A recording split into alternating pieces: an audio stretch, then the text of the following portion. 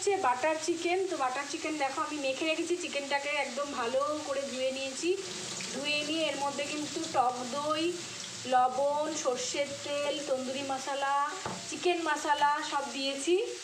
আর হচ্ছে আদা পেস্ট, তারপরে হচ্ছে তোমার কী বলে আদা পেস্ট দিয়েছি, জিরে গুঁড়ো দিয়েছি, সব দিয়ে কিন্তু মাখিয়ে রেখেছি। হলুদ, লঙ্কার গুঁড়ো সব দেওয়া কিন্তু রয়েছে। এটা ম্যারিনেট করা রয়েছে, প্রায় 1 ঘন্টা হয়ে গেছে। আর এবার এখানে ভাজছি আমরা এই যে টমেটো, পেঁয়াজ, আর এখানে কাজু দিয়ে দেওয়া হয়েছে আর কাঁচা লঙ্কা দেওয়া হয়েছে। এটাকে কিন্তু হালকা তেলে ভেজে নিচ্ছি। যখন একটু ব্রাউনিশ কালার আসবে তারপরে কিন্তু এটাকে আমরা পেস্ট করে নেব ভালোভাবে। আর বাটার চিকেন তো খুবই টেস্টি, তোমরা জানো প্রত্যেকেই। তো এখন এটা একটু ভাজা ভাজা করে এটা কিন্তু পেস্ট করে তারপরে রান্নাতে ব্যবহার করবো। চলো দেখতে থাকো। দিয়ে দিলাম সামান্য চিনি। এখানে সাদা তেলটা গরম হচ্ছে।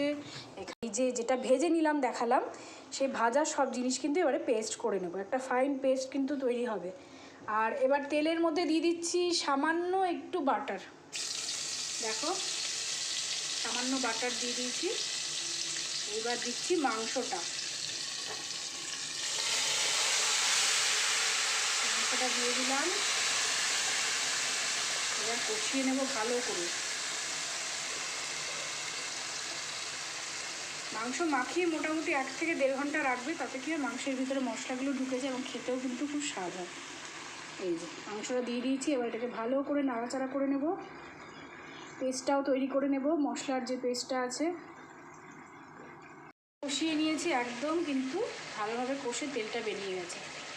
এইবার কিন্তু আমরা পেস্টটা দেবো, যেটা পেস্ট করে রেখেছি।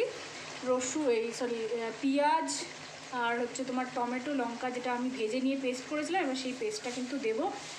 দিয়ে ভালো করে কষাবো। আর কাজু বাটা তো অবশ্যই আছে। আর নামানোর আগে কিন্তু একটু কসুরি মেথি দেবো। কিন্তু আমি এটাকে আলাদা একটা জায়গায় তুলে রেখেছি। গরম মশলা কিন্তু এর মধ্যে ফোড়ন দিচ্ছি, দারচিনি, লবঙ্গ আর কিন্তু এলাচ। ঠিক আছে, গোটা গরম মশলা একটু ফোড়ন দিয়ে নিলাম। এবার পেস্ট করা মশলাটা এর মধ্যে দিয়ে ভালো করে নাড়িয়ে চাড়িয়ে নেব। পেস্ট করা মশলাটা দিয়ে দিচ্ছি। দেখো সব বেটে রেখেছিলাম, এবার এটা আমি দিয়ে দিচ্ছি। দিয়ে এবার নাড়াচাড়া করব। মাংসটাকে একদম ভালো করে কষিয়ে তুলে নিলাম, মশলা দিয়ে কষিয়ে তুলে রাখলাম। রেখে এবার আমি কিন্তু ফোড়ন দিয়ে এবার ওই বাটাটা দিয়ে দিয়েছি। এবার এটা কষবে, তারপরে কিন্তু মাংসটা এর মধ্যে দেবো। ভালো করে কষে তেল বেরোবে, তারপরে মাংসটা দেবো। লঙ্কার গুঁড়ো দিচ্ছি, কাশ্মীরি মির্চটা দিয়েছি রং হওয়ার জন্য, ঝালটা যাতে কমই হয়।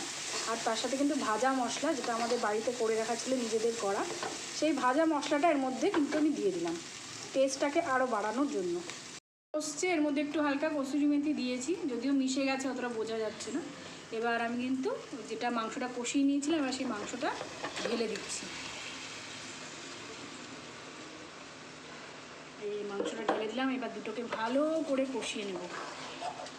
দারুণ খেতে হয়, দারুণ খেতে। বাটার চিকেনের একটা মানে আভিজাত্যই একটা আলাদা একটা ব্যাপার, মানে টেস্টের ব্যাপারটা বলছি, একদম ডিফারেন্ট টাইপ অফ টেস্ট কিন্তু এটার আসে।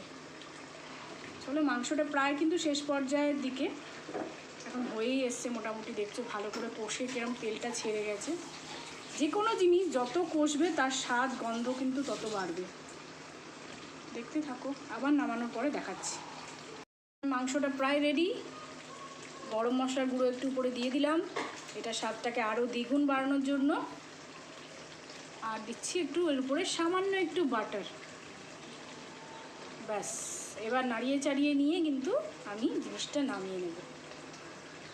এটা কিন্তু রেডি হয়ে অলরেডি নামিয়ে ফেলেছি। দারুণ সুন্দর একটা গন্ধ বেরোচ্ছে, একদম গরম গরম দেখো ধোয়া উঠছে।